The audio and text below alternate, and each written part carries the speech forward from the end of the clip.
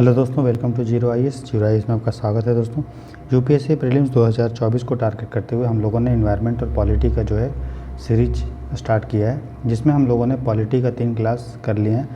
आज हम लोग पॉलिटी का 4था क्लास कर रहेंगे और एनवायरनमेंट का 5वां क्लास करेंगे। ठीक है, तो चलिए बिना टाइम वेस्ट किए शुरू करते हैं आज का क्लास। अगर आपने एनवायरनमेंट के पिछले 4 क्लास को नहीं देखा है तो ज़रूर देखिए, उसका प्लेलिस्ट मैं बना दिया हूँ और उसका प्लेलिस्ट को मैं इस वीडियो के कमेंट सेक्शन में पिन कर दूंगा, तो आप उसको देख सकते हैं। साथ ही साथ पॉलिटी का भी प्लेलिस्ट बना दिए हैं, उसको भी वहाँ से आप देख सकते हैं। ठीक है, तो हम लोग जो आज पढ़ेंगे एनवायरनमेंट में दोस्तों, इसका पीडीएफ मैंने आपको ऑलरेडी टेलीग्राम चैनल पे शेयर कर दिया है। अगर आपको पीडीएफ नहीं मिला है तो टेलीग्राम चैनल को आप ज्वाइन कर लीजिए, वहाँ से आपको पीडीएफ मिल जाएगा। टेलीग्राम चैनल का लिंक मैं इस वीडियो के डिस्क्रिप्शन बॉक्स में भी डाल दूँगा, ठीक है, और कमेंट सेक्शन में भी पिन कर दूँगा। ठीक, तो चलिए आज हम लोग जो पढ़ेंगे दोस्तों, वो पढ़ेंगे नेचुरल इकोसिस्टम। इसका पीडीएफ मैंने ऑलरेडी आपको दे दिया है। हम लोग आज पढ़ेंगे नेचुरल इकोसिस्टम के बारे में, जिसको बोलते हैं प्राकृतिक पारितंत्र।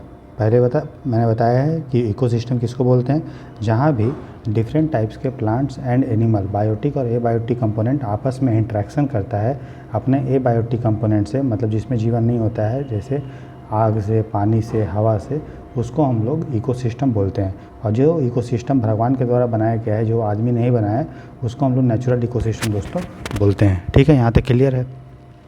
तो नेचुरल इकोसिस्टम में वो सारी चीज़ इकोसिस्टम आएगा जहाँ पे प्लांट एनिमल इंटरेक्शन होता है अपने एबायोटिक कंपोनेंट से और आपस में भी। जैसे एग्जांपल है फॉरेस्ट को भगवान ने बनाया है, इसलिए ये नेचुरल इकोसिस्टम है। जंगल, उसके बाद एस्चुरी, ये भी एक नेचुरल इकोसिस्टम है। ठीक है, इसके अलावा आपका जो है ग्रासलैंड्स, ये भी नेचुरल इकोसिस्टम है। डेजर्ट, मरुस्थल, ये भी नेचुरल इकोसिस्टम है।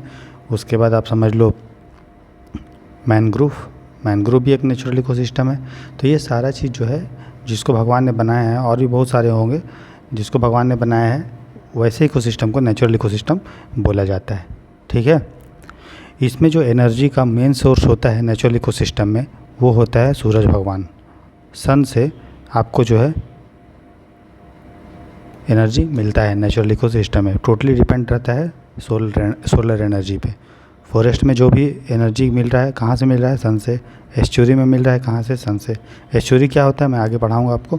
ग्रासलैंड, जो घास का मैदान होता है, जैसे सवाना ग्रासलैंड है या फिर स्टेपीज़ है, कोई भी ग्रासलैंड हो, या नॉर्मल आपके घर में भी के आसपास भी जो ग्रासलैंड है, घास का मैदान, वहाँ भी एनर्जी कहाँ से मिल रहा है? सन से। डेजर्ट, मरुस्थल में भी सन से, मैंग्रोव में भी सन से। मैंग्रोव के बारे में, एस्चुरी के बारे में हम लोग डिटेल में आगे पढ़ेंगे। ठीक है, तो ये जो हम लोग नेचुरल इकोसिस्टम है, इसको 2 पार्ट में हम लोग डिवाइड करते हैं। ठीक है, नेचुरल इकोसिस्टम को हम लोग 2 पार्ट में डिवाइड करते हैं।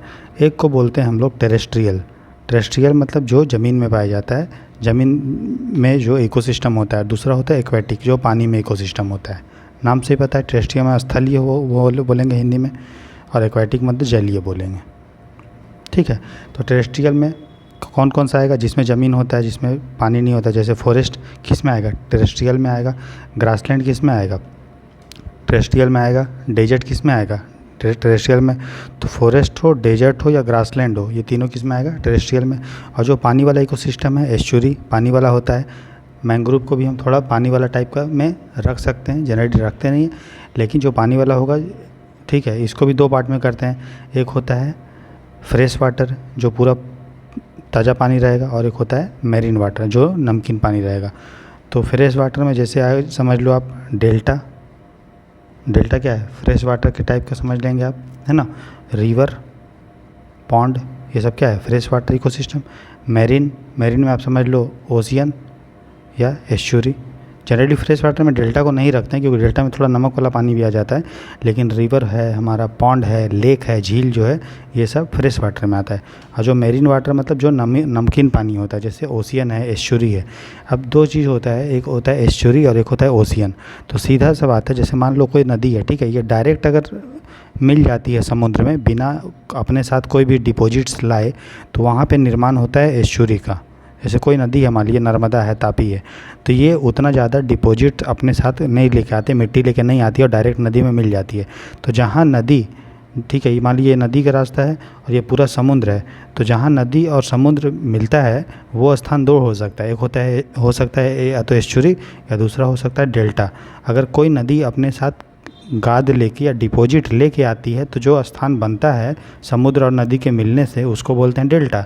और जो नदी जो है बिना डिपॉजिट लाए समुद्र में मिल जाती है तो उस स्थान को क्या बोलते हैं, एस्चुरी। तो मतलब यही है कि जो नदी डिपॉजिट लेके आएगी समुद्र के साथ तो समुद्र में जहाँ पे मिलती है वहाँ पे डेल्टा बनता है, और जो नदी डिपॉजिट लेके नहीं आ पाती है वो अगर नदी में मिलता है तो उसको एस्चुरी बोलते हैं। बस यही डिफरेंस है। जैसे नर्मदा तापी जो है वो एस्चुरी बनाती है क्योंकि वो डिपॉजिट ज़्यादा लेके नहीं आती है। बाकी लगभग जितने भी नदियां हैं मैक्सिमम नदी जो है डेल्टा निर्माण करती है। जैसे सुंदरबन डेल्टा जो है वो आपका गंगा नदी, ब्रह्मपुत्र नदी, ये सब के मिलने से जो है बना है, ठीक है, समुद्र में, जो विश्व का सबसे बड़ा डेल्टा है। तो आप समझ गए जो नेचुरल इकोसिस्टम है दो टाइप का हुआ, टेरेस्ट्रियल और एक्वाटिक। टेरेस्ट्रियल मतलब हुआ जो ज़मीन में है, स्थलीय, जैसे फॉरेस्ट, डेजर्ट, ग्रासलैंड।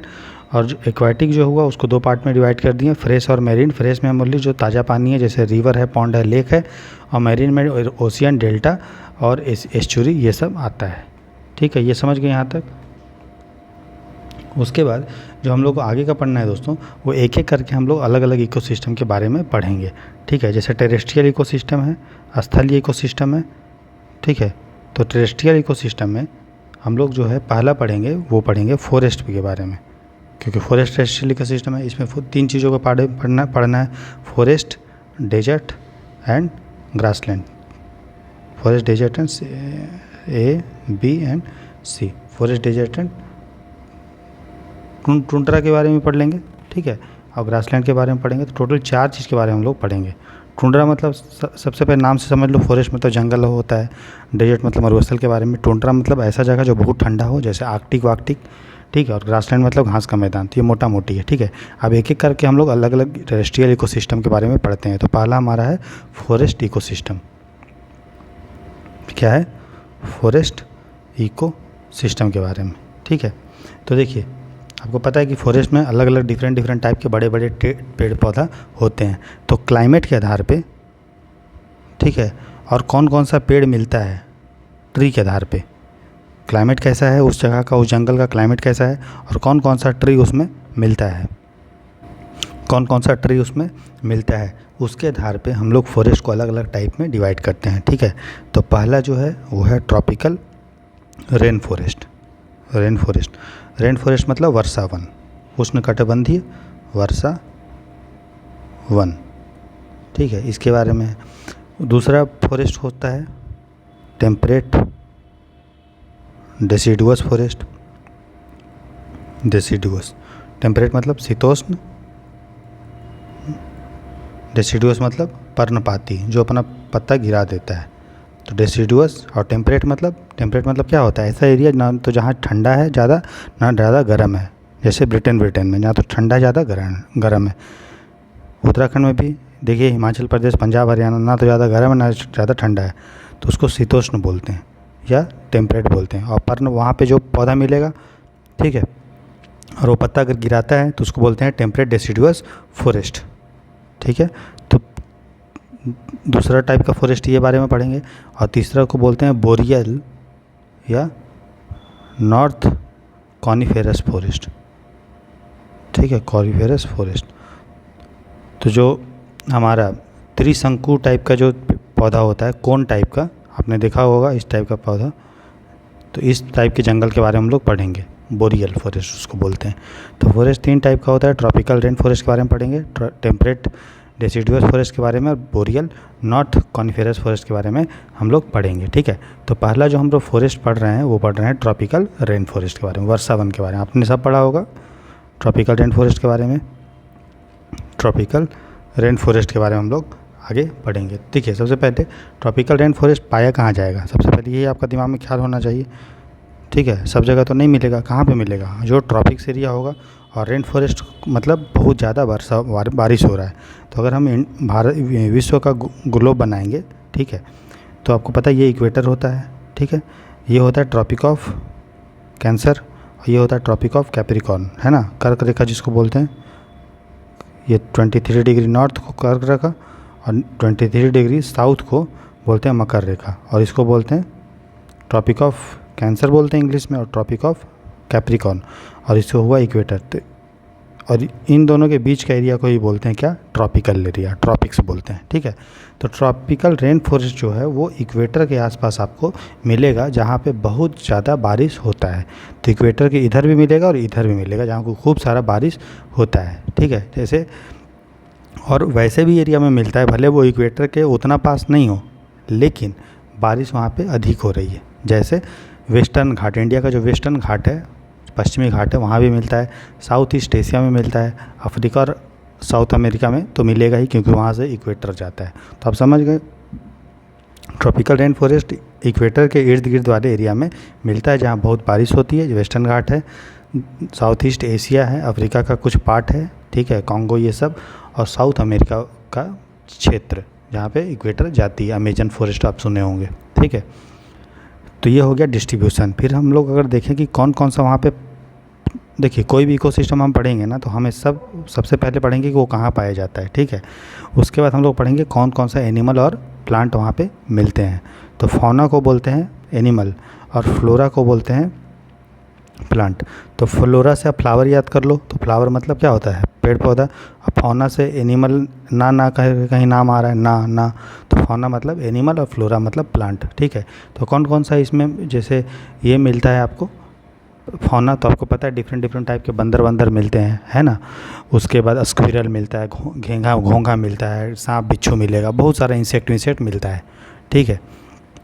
और अगर हम पेड़ पौधा की बात करें फ्लोरा की, तो आपको पता है, मैंने पढ़ाया था आपको, क्या पढ़ाया था, कैनोपी पढ़ाया था कि अलग अलग टाइप के अलग अलग में वेजिटेशन मिलता है। जब हम लोग नीस को पढ़ाए थे, NICHE, तब मैंने आपको बताया था उसके बारे में। तो अब चूँकि इसमें बारिश यहाँ खूब होता है, और इक्वेटर पे आपको पता है कि सूर्य का किरण भी जो है स्ट्रेट पड़ता है, और पौधा को क्या चाहिए, सूर्य का प्रकाश और पानी जनरली। तो यहाँ पर मिलने के कारण जो पेड़ पौधा होता है उसका हाइट बहुत लंबा होता है और लेयर में पाया जाता है। जैसे कि कोई बड़ा पौधा है तो यहाँ हो गया, उससे छोटा पौधा है इधर होगा, और उससे छोटा इधर होगा, उससे छोटा इधर होगा, उससे छोटा। तो आप जब ऊपर से देखेंगे तो आपको एक सीढ़ी के रूप में दिखेगा, स्टेप के रूप में दिखेगा। इसकी को हम लोग क्या बोलते हैं, कैनोपी बोलते हैं। जो ये वाला पौधा का कितना वो घेराव है, उसका ऊपर का सरफेस, पत्ता वत्ता लेके, उसको कैनोपी बोलते हैं। और चूँकि ये लेयर में पाया जा रहा है, इसको स्ट्रैटिफिकेशन बोलते हैं। स्ट्रैटिफिकेशन का मतलब ही होता है स्तर में पाया जा रहा है, ठीक है। इसके अलावा अलग अलग टाइप के जो वो होते हैं ना, जो पेड़ पौधा होता है जो एक दूसरे पे लता के रूप में चिपक जाता है, ठीक है, वो भी इसमें पाए जाते हैं, जिसको जैसे क्रीपर बोलते हैं। क्योंकि देखिए सूर्य का किरण को पाने के लिए सब लोगों को ऊपर आना पड़ेगा, क्योंकि ये जो बड़ा वाला पौधा है वो नीचे वाले पौधे को धूप नहीं देगा, सूर्य का जो प्रकाश है वो घेर लेगा ये, है ना, बड़ा वाला पौधा। ये छोटे वाले पौधे नहीं पा पाएंगे सनलाइट, लेकिन सनलाइट तो चाहिए, इसलिए क्या करेगा, जो छोटा वाला पौधा है ये बड़े वाले पौधे पे चढ़ जाएगा, ठीक है। उसी को हम लोग क्रीपर बोलते हैं या एपीफाइट बोलते हैं। क्या बोलते हैं, एपीफाइट। ये भी है एपीफाइट, मतलब एक उस तरह का पौधा जो दूसरे पौधे पे चढ़ जा रहा है, किस लिए, सनलाइट के लिए, लेकिन वो दूसरे पौधे को नुकसान नहीं करेगा, उसको हम लोग बोलते हैं क्या, एपीफाइट। इसके अलावा बहुत सारे टाइप पे आपको छोटे छोटे पौधे मिलेंगे, घास वास हल्का फुल्का मिलता है। जनरली जो लेयर होता है, लेयर जो ग्राउंड होता है रेन फॉरेस्ट एरिया में, वो होता है खाली। क्यों खाली होता है, क्योंकि नीचे का जो मिट्टी है उसमें उतना जो है उर्वरता नहीं है, मतलब उतना फर्टिलिटी नहीं है, ठीक है। क्योंकि बहुत बारिश होने के कारण जो ऊपर का जो मिट्टी है वो धुल जाता है और वो बाहर निकल जाता है, तो जितना भी मिनरल्स है वो जो है निकल जाता है, ठीक है। इसलिए ग्राउंड आपको जब देखेंगे रेन फॉरेस्ट का, तो वो आपको एकदम प्लेन टाइप का दिखेगा, ठीक है। उसमें घास वास आपको नहीं दिखेगा, क्योंकि घास वास नहीं इसमें उग पाएंगे, क्योंकि यहाँ पे सॉइल में न्यूट्रिएंट का कमी है। क्यों न्यूट्रिएंट का कमी है, क्योंकि इतना ज़्यादा बारिश होता है कि सभी मिट्टी जो उर्वरता वाला मिट्टी है सब बह के चला जाता है, ठीक है। तो आपको ग्राउंड देखेंगे तो क्लीन दिखेगा, लेकिन जैसे ही सब ग्राउंड से ऊपर जाएंगे तो डिफरेंट टाइप का पेड़ पौधा अलग अलग लेयर में आपको मिलेगा। तो ये हमारा था ट्रॉपिकल रेन फॉरेस्ट एरिया में जो कहाँ पाया जाता है, ये हम लोगों ने देख लिया, और किस किस टाइप का प्लांट एनिमल मिलता है ये भी देख लिए। अब अगला जो हम लोग को पढ़ना है वो क्या है दोस्तों, टेम्परेट डेसिडुअस फॉरेस्ट, ठीक है। तो फिर उसके बारे में हम लोग वही पढ़ेंगे, टेम्परेट डेसिडुअस फॉरेस्ट। तो टेम्परेट मतलब क्या हो गया बताइए, शीतोष्ण, ठीक है, जहाँ पे ठंडा गर्म एक समान रहता है, ना तो ज़्यादा ठंडा ना तो गर्म। ट्रॉपिकल में क्या है, ट्रॉपिकल रेन फॉरेस्ट में क्या था, खूब सारा गर्मी रहेगा क्योंकि इक्वेटर के नज़दीक है। टेम्परेट में क्या होगा, ना तो ज़्यादा गर्म होगा, ना तो ज़्यादा ठंडा होगा। जैसे ब्रिटेन वाले एरिया में, कोरिया में, जापान में, नॉर्थ अमेरिका जो है वो सब में ये सब पाया जाएगा एरिया, ठीक है। डिसिडुअस मतलब पेड़ पौधा वहाँ पे तो रहेगा, लेकिन वो डिसिडुअस रहेगा, मतलब पर्णपाती रहेगा। पर्णपाती का मतलब ही होता है कि अपना पत्ता गिरा देगा। लेकिन अगर हम ट्रॉपिकल रेन फॉरेस्ट की बात करें तो यहाँ का भी पेड़ पौधा जो है वो पत्ता गिराता है, लेकिन एक साथ नहीं गिराता है। इसीलिए चूँकि एक साथ पत्ता नहीं गिराता है तो हर समय कोई ना कोई, कहीं ना कहीं पत्ता होगा, इसलिए हमेशा ये हरा भरा दिखता है। इसलिए ट्रॉपिकल रेन फॉरेस्ट को सदाबहार जंगल भी या एवरग्रीन जंगल भी बोलते हैं, ठीक है। लेकिन टेम्परेट डेसिडुअस फॉरेस्ट में चूँकि वहाँ पे गर्मी भी थोड़ी थोड़ी रहती है, क्लाइमेट थोड़ा सा डिफरेंट टाइप का रहेगा, तो हमेशा पानी नहीं होता, इसीलिए वहाँ का जो पेड़ होगा वो पत्ता अपना गिरा देता है, ठीक है। तो हम लोग अभी पढ़ेंगे टेम्परेट डेसिडुअस फॉरेस्ट के बारे में, ठीक है। तो सो वही बात, कहाँ पे आया जाएगा, डिस्ट्रीब्यूशन, ठीक है। तो ये जो पाया जाता है, जैसे यूरोप है ना हमारा, तो यूरोप के नॉर्थ वेस्ट में, सेंट्रल में और ईस्ट यूरोप में आपको पाया जाएगा। मतलब वेस्ट यूरोप में आपको नहीं मिलता है, नॉर्थ वेस्ट यूरोप में मिलता है, क्योंकि पानी भी तो चाहिए इसको। तो नॉर्थ वेस्ट यूरोप में, सेंट्रल या ईस्ट यूरोप में आपको मिलेगा, ठीक है। उसके अलावा अमेरिका में भी मिलता है। तो अमेरिका में कहाँ मिलता है, तो ईस्ट और नॉर्थ अमेरिका में मिलता है। जैसे आप अगर अमेरिका की मैप बनाएंगे, अमेरिका इस तरह से दिखता है, तो बोल रहा है ईस्ट एंड नॉर्थ अमेरिका। तो नॉर्थ अमेरिका कनाडा वनाडा वाला एरिया हो, ईस्ट अमेरिका हो गया इधर वाला, इस तरफ वाला। तो यहाँ पे आपको जो है deciduous forest, temperate deciduous forest मिलेगा। नॉर्थ चाइना में मिलेगा, ठीक है, Korea, Japan and far east Russia के ईस्ट में एकदम मिलेगा, और ऑस्ट्रेलिया में मिलेगा, ठीक है। तो ये बस इसको बार बार आपको देखना है PDF को, तो आपको जो है वो याद हो जाएगा कि कहाँ पे मिलेगा, ठीक है। जनरली जैसे ग्लोब होता है ना, तो ग्लोब का जो ये ट्रॉपिक्स वाला एरिया हो गया 23 डिग्री नॉर्थ और 23 डिग्री साउथ के बीच में, उसके बाद का एरिया सब ट्रॉपिक्स एरिया कहलाता है, और उसके बाद का एरिया को हम लोग टेम्परेट एरिया बोलते हैं। टेम्परेट एरिया मतलब जो 35 से 40 डिग्री लैटिट्यूड में रहेगा, अक्षांश में रहेगा, उसको हम लोग बोलते हैं, ठीक है। तो समझ में आ गया आपको कहाँ कहाँ वो मिलेगा। उसके बाद क्लाइमेट कैसा रहता है यहाँ पे, तो क्लाइमेट तो ना तो ज़्यादा गर्म रहता है, ना तो ज़्यादा ठंडा रहता है, ठीक है।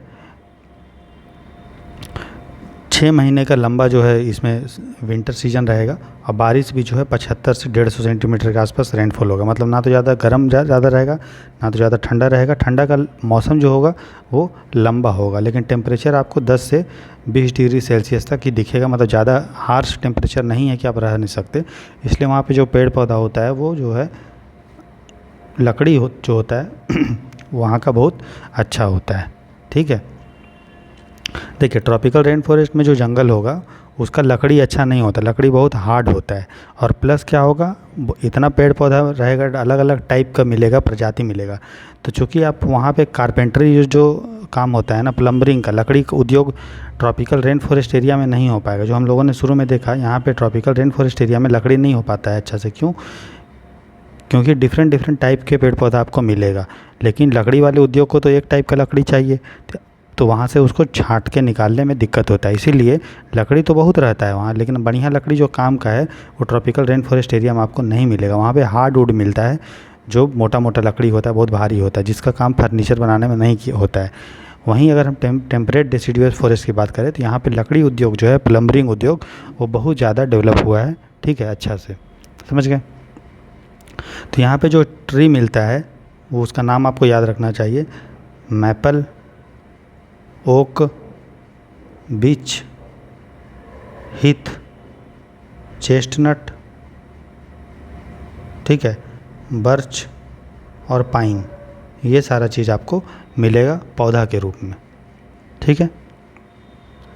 यहाँ भी आपको पौधा में स्ट्रैटिफिकेशन दिखेगा, ऊपर से जब देखेंगे तो लेयर दिखेगा, लेकिन ट्रॉपिकल रेन फॉरेस्ट के कंपेयर में उतना नहीं दिखता है, ठीक है। यहाँ पे आपको हर्ब्स ये सब भी मिलते हैं। यहाँ पे जो जानवर पाए जाते हैं वो होते हैं हिरन, भैंस, चूहा, बिल्ली, स्क्विरल, काला भालू, रकून्स, आपने देखा होगा टीवी में, रकून्स, जंगली बिल्ली, लोमड़ी, ठीक है, भेड़िया, ये सब यहाँ पे आपको दिखेंगे, ठीक है। और चूँकि यहाँ पे विंटर जो होगा लंबा होता है, 6 महीने का मैंने बताया, 6 मंथ्स का विंटर होता है, इसलिए जो एनिमल होते हैं वो हाइबरनेशन करते हैं। हाइबरनेशन का मतलब है कि गर्मी जब होता है वहाँ पे, तो उसी समय ये लोग खूब सारा खाना वाना खा लेते हैं और खाना वाना स्टोर कर लेते हैं, क्योंकि ठंडा में वो तो बाहर नहीं निकलेंगे और ठंडा में पेड़ पौधा भी उतना फूलेगा नहीं, फल वल नहीं मिलेगा। इसीलिए जो ठंड के समय में ये 6 महीना जब होता है तो ये लोग अपने बिल में, गुफा में, ये सब में चल जाते हैं और जितना भी इन्होंने खाया है खाना या खाना स्टोर करके ले जाते हैं गुफा में और वहीं पे खाते रहते हैं और 6 महीना बाहर नहीं निकलते, और निकलते भी हैं तो बहुत ज़रूरी काम के लिए, खाने के लिए नहीं। ठीक है, उसी को हम लोग हाइबरनेशन बोलते हैं। तो हाइबरनेशन एक प्रक्रिया है जिसको हम लोग विंटर स्लीप भी बोलते हैं। क्या बोलते हैं? Winter sleep. विंटर मतलब ठंड या शीत, और स्लीप मतलब सोना। ठीक है, तो विंटर स्लीप भी बोलते हैं क्योंकि विंटर में ये 6 महीना सो जाते हैं, क्योंकि बाहर में आपको खाने का नहीं मिलेगा, इसलिए गर्मी में ये लोग बहुत ज़्यादा खा लेते हैं और कुछ सामान जो इकट्ठा कर लेते हैं, उसी को विंटर स्लीप बोलते हैं। तो कहाँ पे होता है? टेम्परेट डेसिडुअस फॉरेस्ट में होता है। क्लियर है यहाँ तक? ठीक है, तो 2 फॉरेस्ट हम लोगों ने पढ़ लिया, ट्रॉपिकल रेन फॉरेस्ट और टेम्परेट डेसिडुअस फॉरेस्ट। तीसरा क्या था हमारा? बोरियल फॉरेस्ट था ना। देखिए यहाँ पे तीसरा क्या था? बोरियल या नॉर्थ कॉनिफेरस फॉरेस्ट। आशा करें कि जो आपको बताया जा रहा है आप समझते जा रहे होंगे साथ साथ। ठीक है, तो अगला हमारा है बोरियल या north coniferous forest. North coniferous forest, तो यहाँ पे क्या होगा? और ठंडा पड़ेगा। ये जो एरिया होता है दोस्तों, इसको हम लोग टाइगा भी बोलते हैं। क्या बोलते हैं इसको? टाइगा फॉरेस्ट भी इसको बोला जाता है। बोरियल या नॉर्थ कॉनिफेरस को टाइगा फॉरेस्ट भी बोलते हैं। तो ये कहाँ मिलेगा? नॉर्थ अमेरिका और यूरेशिया के जो, जैसे हमारा जो पोलर है ना, पोलर आर्कटिक जो क्षेत्र ग्लोब है, तो ये आर्कटिक क्षेत्र कहलाता है। तो इसी के आसपास मिलता है, आर्कटिक के नीचे। ठीक है, समझ में आया? उसको हम लोग क्या बोलते हैं? बोरियल या नॉर्थ कॉनिफेरस फॉरेस्ट, और इसको टाइगा भी बोला जाता है। कहाँ मिलता है? तो जो आर्कटिक होता है उसी के आसपास ये मिलता है, आर्कटिक टुंड्रा के आसपास। ठीक है, समझ गए? तो ये कहाँ पे मिलेगा? नॉर्थ में मिलता है, साउथ में नहीं मिलता है। क्यों नहीं मिलता है साउथ में? क्योंकि साउथ में जो है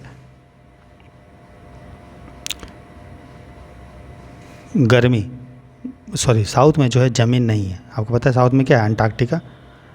अंटार्कटिका पिघल रही है, तो जंगल कहाँ पे लगेंगे?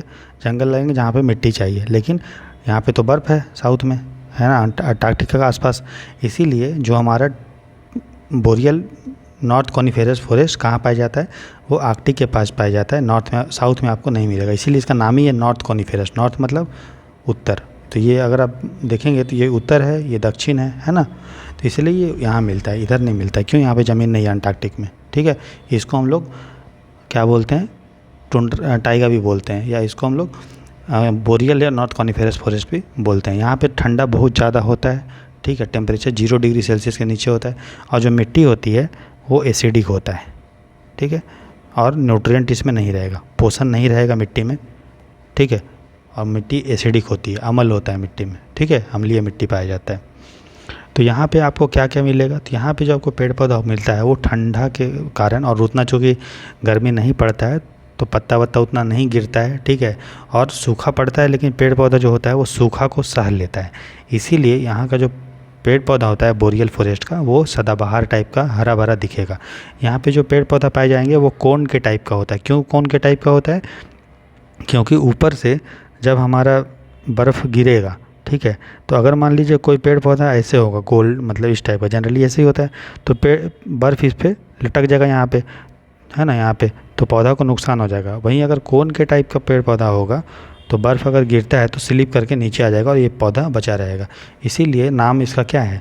नाम है कोनीफेरस। कोनीफेरस मतलब कोन के आकार का जो है पेड़ पौधा यहाँ पे रहता है। ठीक है, इसको कोनीफेरस फॉरेस्ट हम लोग बोलते हैं। ठीक, तो इसमें जो पेड़ पौधा रहेगा वो रहता है आपके, जैसे उसमें ने देखा था टेम्परेट में मैपल, ओक, ये सब देखे थे। तो यहाँ पे जो पाया जाता है वो है स्प्रूस, फर, पाइन फॉरेस्ट, ये सब यहाँ पे मिलता है। तो कहाँ पे मिलता है? नॉर्दर्न कॉनिफेरस फॉरेस्ट में, ये टाइगा में, या बोरियल फॉरेस्ट में। ये 3 टाइप का पेड़ पौधा का स्पीसीज मिलता है, और भी होंगे लेकिन ये 3 इम्पोर्टेंट है। साथ ही साथ जो एनिमल यहाँ पे मिलता है तो उसका हिरन है, बकरी है, ठीक है, चूहा मिलता है, लाल कलर का गिलहरी मिलता है, भेड़िया मिलता है, भालू मिलता है, चिड़िया मिड़िया ये सब मिलती है। ठीक है, तो ये 3-4 टाइप का हम लोगों ने फॉरेस्ट देख लिया।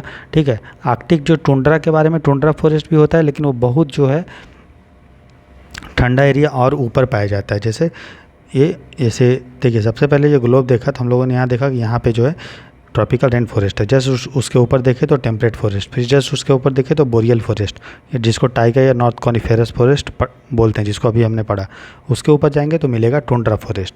तो टुंड्रा फॉरेस्ट और जो बोरियल फॉरेस्ट है वो जनरली उसका कैरेक्टरिस्टिक एक ही होता है, बस डिफरेंट ये है कि जो टुंड्रा है वो और ठंडा एरिया है और बोरियल जो है उससे कम ठंडा एरिया में पाया जाता है। तो ये हमारा फॉरेस्ट था। ठीक, समझ में आ गया। तो हम लोग क्या पढ़ रहे हैं दोस्तों, हम लोग नेचुरल इकोसिस्टम पढ़ रहे हैं। नेचुरल इकोसिस्टम में हम लोगों ने फॉरेस्ट के बारे में देखा, टेरेस्ट्रियल में हम लोग फॉरेस्ट शुरू किए और फॉरेस्ट को कंप्लीट कर दिए। अब हम लोग ग्रासलैंड के बारे में पढ़ेंगे। ठीक है, फॉरेस्ट, ग्रासलैंड, डेजर्ट और टुंड्रा के बारे में भी मैं आपको लास्ट में बता दूंगा। ठीक है, तो ग्रासलैंड से नाम से ही पता चल रहा है क्या होता है, जहाँ पे ग्रास बहुत ज़्यादा हो, पेड़ पौधा रहे, पेड़ रहेगा लेकिन घास ज़्यादा रहेगा। ठीक है, ये पूरे अर्थ में जो है, जितना अर्थ का ज़मीन है, एरिया है, उसका 20% एरिया में हमें ग्रासलैंड देखने को मिलता है। ठीक है, ग्रासलैंड जो होता है वो ट्रॉपिकल एरिया में भी मिल सकता है और टेम्परेट में भी। जिस तरह फॉरेस्ट था वो दोनों में मिलता था, चाहे वो ट्रॉपिकल एरिया हो या टेम्परेट हो, उसी तरह ग्रासलैंड भी आपको या तो ट्रॉपिकल एरिया में भी मिल सकता है, ठीक है, ट्रॉपिकल ग्रासलैंड जिसको बोलते हैं, या टेम्परेट ग्रासलैंड बोलते हैं अगर टेम्परेट एरिया में मिलेगा तब। ठीक है, अच्छा, इसका नाम ग्रासलैंड क्यों पड़ा, क्योंकि यहाँ पे घास का ज़्यादा है, पेड़ कम है। क्यों घास ज़्यादा है, क्योंकि देखिए पेड़ के लिए ज़्यादा न्यूट्रिएंट, ज़्यादा एनर्जी, ज़्यादा सनलाइट, ज़्यादा रेनफॉल चाहिए। यहाँ पे जो है ये जंगल है, ठीक है, ये तो जहाँ जंगल पाया जाएगा, ठीक है, वहाँ पे बारिश बहुत होता है। जैसे इक्वेटोरियल रेन फॉरेस्ट है, टेम्परेट डिसिडुअस फॉरेस्ट है, या टाइगा है। जैसे जैसे आपको पता है, जैसे जैसे वो ऊपर जाते हैं, इक्वेटर से दूर जाते हैं, तो बारिश कम होते जाता है। ठीक है, तो शुरू में आपको फॉरेस्ट दिखेगा, फिर उसके ऊपर हमें दिखता है ग्रासलैंड। ठीक है, ट्रॉपिकल ग्रासलैंड, उसी पर टेम्परेट फॉरेस्ट दिखता है, फिर टेम्परेट फॉरेस्ट के ऊपर क्या दिखेगा, टेम्परेट ग्रासलैंड, और फिर उसके बाद डेजर्ट दिखता है। डेजर्ट में और कम बारिश होता है ना। तो ग्रासलैंड दो टाइप का होता है, tropical grassland and temperate grassland. ठीक है, और क्यों ग्रासलैंड होता है, क्योंकि वहाँ पे उतना ज़्यादा पानी नहीं होता है कि जंगल को हम लोग जन्म दे पाएँ, इसीलिए उसको बोलते हैं ग्रास लैंड। ठीक है, समझ में आया इतना। अब ग्रासलैंड जो होता है दोस्तों, उसका अलग अलग नाम है। ठीक है, ग्रासलैंड का क्या है, अलग अलग नाम है ना।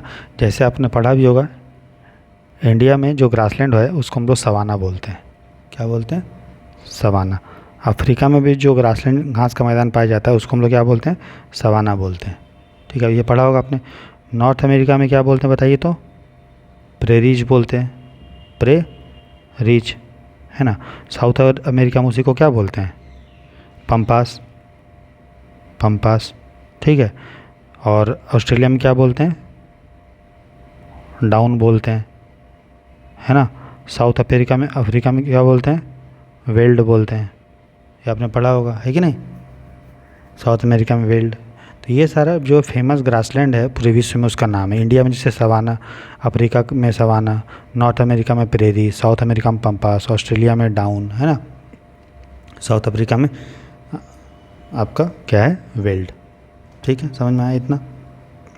तो जो ग्रासलैंड होता है दोस्तों, जो आपका बहुत गर्मी वाले एरिया में पाया जाता है, ठीक है, जहाँ बहुत सारा बारिश होता है, तो उसको हम लोग ट्रॉपिकल ग्रासलैंड बोलते हैं। ट्रॉपिक का नाम ही होता है, ट्रॉपिक्स मतलब क्या, 23 डिग्री नॉर्थ और 23 डिग्री साउथ के बीच के एरिया को ट्रॉपिक्स बोलते हैं। वहाँ पे खूब सारा क्या होगा, गर्मी होगा, है ना, बारिश भी ठीक ठाक होती है। तो ऐसा क्षेत्र जहाँ पे बहुत बारिश होती है, तो वहाँ पे जो ग्रासलैंड मिलता है उसको ट्रॉपिकल ग्रासलैंड बोलते हैं। ठीक है, ट्रॉपिकल ग्रासलैंड, जैसे हमारा जो सवाना है जो इंडिया में, अफ्रीका में पाया जाता है, वो ट्रॉपिकल ग्रासलैंड का एग्जाम्पल है। ठीक है, साउथ अमेरिका में जो पंपास मिलता है, ये भी जो है ट्रॉपिकल ग्रासलैंड का एग्जाम्पल है ना।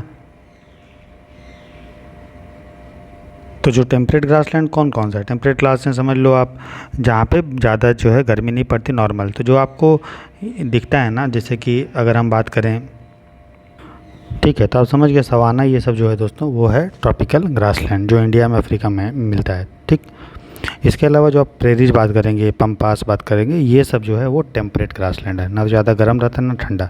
तो अगर हम प्रोडक्टिविटी की बात करेंगे, उत्पादकता की, कौन सा घास अच्छा है, ठीक है, तो वो होता है टेम्परेट ग्रासलैंड। टेम्परेट ग्रासलैंड जो होता है वो बहुत अच्छा होता है, ठीक है, उसमें न्यूट्रिशन होता है, लेकिन ट्रॉपिकल ग्रासलैंड में उतना न्यूट्रिशन नहीं होता है। इसीलिए आप देखेंगे कि जो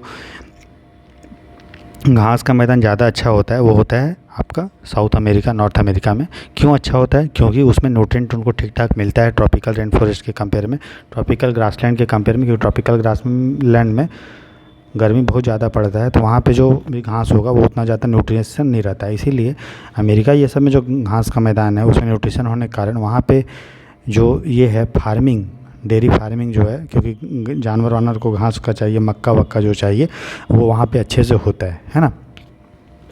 तो कहाँ किसका उत्पादकता ज़्यादा होता है? याद रखिएगा, टेम्परेट ग्रासलैंड का। ट्रॉपिकल ग्रासलैंड का जो उत्पादकता होता है वो अच्छा उतना नहीं होता है, ठीक है।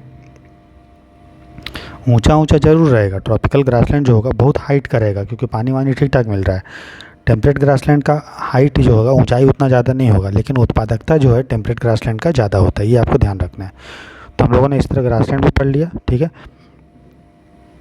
तीसरा जो हमको पढ़ना है वो है डेजर्ट, ठीक है।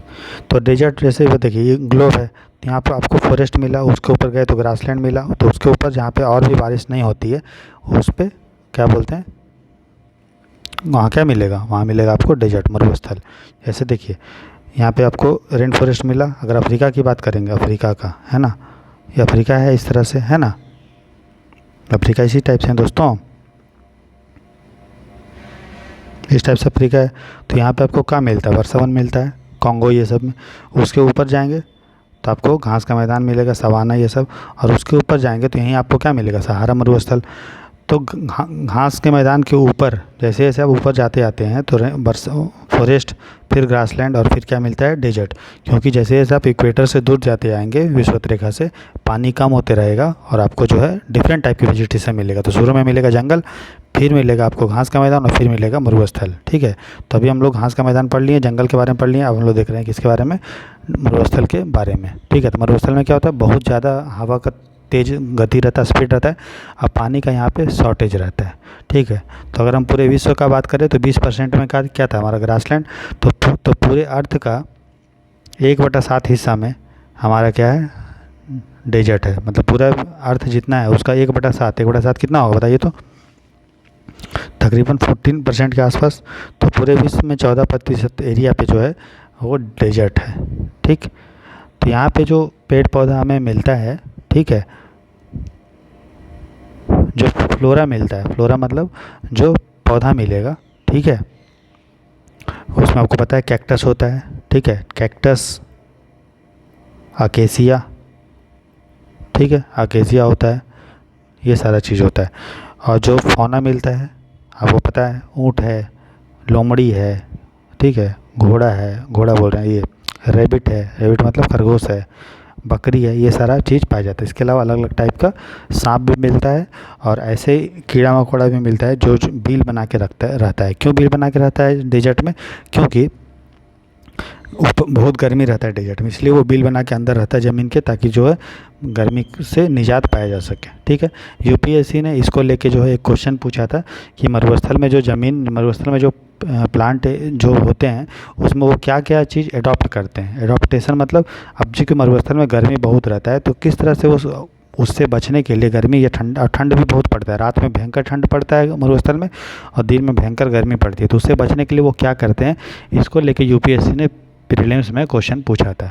तो देखिए जो भी प्लांट होते हैं वहाँ पे, तो आप कैक्टस को याद कर लो। कैक्टस का पौधा कैसा होता है? ऐसे करके बड़ा बड़ा उसमें पत्ता होता है ना, और मोटा मोटा पत्ता होता है और कांटा कांटा होता है, ठीक है। तो क्यों कांटा होता है? ताकि कोई कीड़ा जानवर उसको नहीं खा पाए। और क्यों कांटा होगा? कांटा अगर होगा, ठीक है, तो सुबह गर्मी बहुत पड़ रहा है, तो कांटा होने के कारण सनलाइट इस पे पड़ेगा ज़रूर, लेकिन वो इसका पानी को एब्जॉर्ब नहीं कर पाएगा, ठीक है। पत्ता जो होता है वो एकदम बहुत छोटा छोटा होता है या होता ही नहीं है, ठीक है, और मोटा मोटा पत्ता होगा ताकि सनलाइट के कारण उससे पानी नहीं जा पाए। इसका जो स्टोमेटा होता है, स्टोमेटा से ही पता है आपको, एक्सचेंज होता है पानी का, ट्रांसपीरेशन होता है, इवापो ट्रांसपीरेशन जो बोलते हैं। तो स्टोमेटा बहुत पत्ता के अंदर जो है गड़ा होता है, पत्ता डेप्थ में होता है। सरफेस पे अगर होगा, मान लीजिए पत्ता है, यहीं पे स्टोमेटा होगा, सनलाइट पड़ा तो पानी निकल गया। लेकिन ये अगर स्टोमेटा पत्ते के अंदर में होगा, गहराई में, तो सनलाइट के कारण पानी का उतना लॉस नहीं होगा, ठीक है।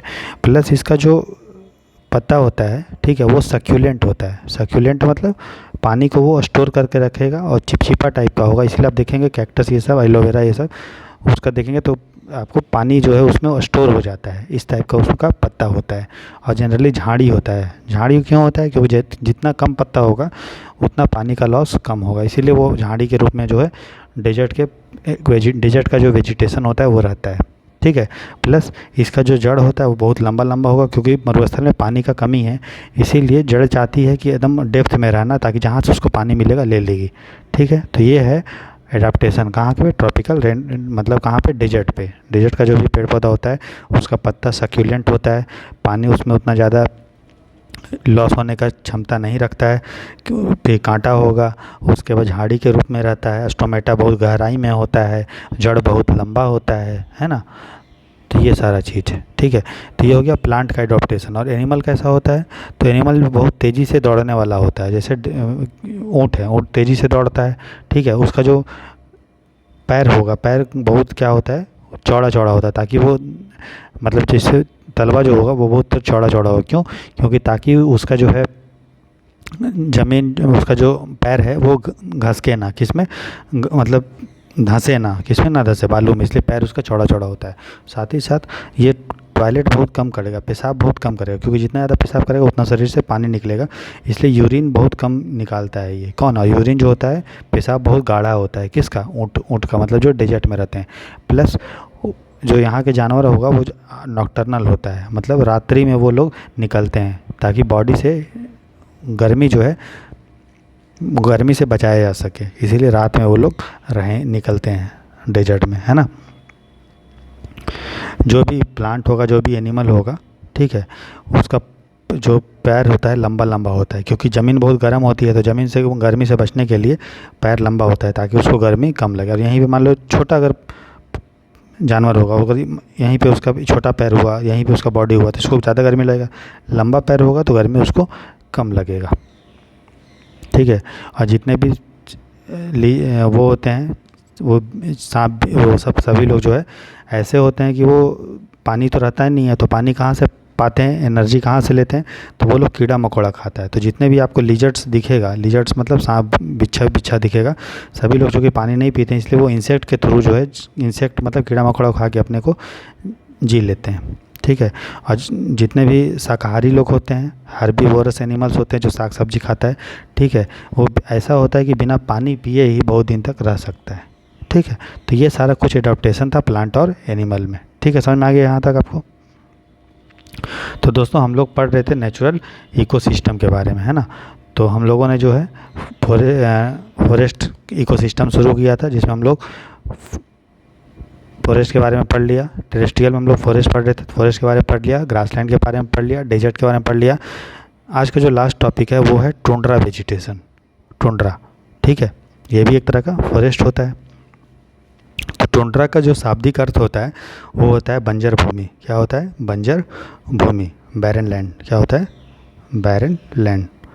तो बैरन लैंड मतलब टुंड्रा फॉरेस्ट वैसे एरिया में पाया जाता है जहाँ पे इन्वायरमेंट का कंडीशन बहुत ख़राब है, जहाँ पे बहुत ज़्यादा ठंडा पड़ता है, तो वहाँ पे नॉर्मल वेजिटेशन आपको नहीं मिलेगा, वहाँ पे आपको टुंड्रा टाइप का वेजिटेशन मिलता है। तो टुंड्रा जो वेजिटेशन होता है वो दो टाइप का हम लोग डिवाइड करते हैं। एक को बोलते हैं आर्कटिक टुंड्रा, आर्कटिक, ठीक है। एक को क्या बोलते हैं? आर्कटिक टुंड्रा, और दूसरे को बोलते हैं अल्पाइन टुंड्रा। बहुत आसान है। देखिए, आर्कटिक टुंड्रा सिर्फ आर्कटिक वाले क्षेत्र में पाया जाएगा, ठीक है। और अल्पाइन टुंड्रा कहीं भी पाया जाता है जहाँ पे बहुत ठंड पड़ता है, बहुत ठंड। जैसे हिमालय में अगर हम बात करेंगे तो वहाँ पे क्या मिलेगा? बहुत ठंड पड़ता है, अल्पाइन टुंड्रा। लेकिन आर्कटिक क्षेत्र में बात करेंगे तो आर्कटिक टुंड्रा, ठीक है। तो नॉर्दर्न हेमिस्फीयर में, ठीक है, ये मिलता है जहाँ पे पेड़ पौधा आपको नहीं मिलेगा, मतलब नॉर्मल पेड़ पौधा नहीं मिलेगा, बहुत ज़्यादा ठंडा पड़ेगा, तो वहाँ पे आर्कटिक टुंड्रा आपको मिलता है। जैसे कनाडा है, अलास्का है, ठीक है, रसिया है, साइबेरिया है, ये सब है, ठीक है।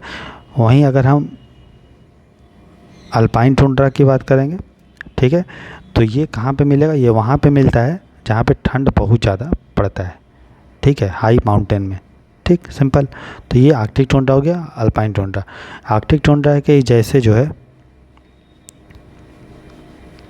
एक और होता है जिसको बोलते हैं अंटार्कटिक टुंड्रा। अंटार्कटिक टुंड्रा, तो आर्कटिक टुंड्रा आर्कटिक में रहेगा मिलेगा, अंटार्कटिक टुंड्रा अंटार्कटिक में मिलेगा। और मैंने बताया अंटार्कटिका में ज़मीन बहुत कम है, इसीलिए वहाँ पे अंटार्कटिक टुंड्रा मिलता तो है लेकिन बहुत कम मिलता है, एकदम बहुत कम। ठीक है, मैक्सिमम कहाँ मिलता है? आर्कटिक टुंड्रा में। ठीक है, तो ये हुआ। अच्छा, अगर हम प्लांट और एनिमल का यहाँ पे बात करेंगे, ठीक है, तो कौन कौन सा प्लांट यहाँ पे दोस्तों मिलता है?